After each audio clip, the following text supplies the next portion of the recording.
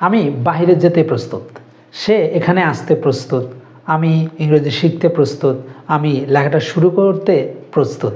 So এই যে প্রস্তুত প্রস্তুত এগুলো ইংরেজিতে কীভাবে বলবো? এক্স্যাক্টলি প্রস্তুত ইংরেজি রেডি টু। রেডি টু মানে প্রস্তুত, রেডি টু মানে প্রস্তুত। তাহলে বাক্য তৈরি করব কিভাবে? সো আমি যদি এটা বলতে চাই যে আমি যাবার জন্য প্রস্তুত, তাহলে কীভাবে বলবো? সো এখানে সাবজেক্ট ব্যবহার করব, তারপরে বি ভার্ব ব্যবহার করব, যেমন এম ইজ আর একটি ফর্ম ব্যবহার করব, তারপরে রেডি টু, তারপরে আমি ভার্বের প্রেজেন্ট ফর্ম ব্যবহার করব। ঠিক আছে, ভি তার মানে কি শিখলাম? Be plus ready to plus ভার্বের প্রেজেন্ট ফর্ম, তার আগে শুধু একটা সাবজেক্ট বসাবো। যেমন আমি যাবার জন্য প্রস্তুত, তাহলে I am ready to go, আমি যাওয়ার জন্য প্রস্তুত। সে আসার জন্য প্রস্তুত, তাহলে he is ready to come, সে আসার জন্য প্রস্তুত। তারা কথা বলার জন্য প্রস্তুত, তাহলে they are ready to speak, তারা কথা বলার জন্য প্রস্তুত।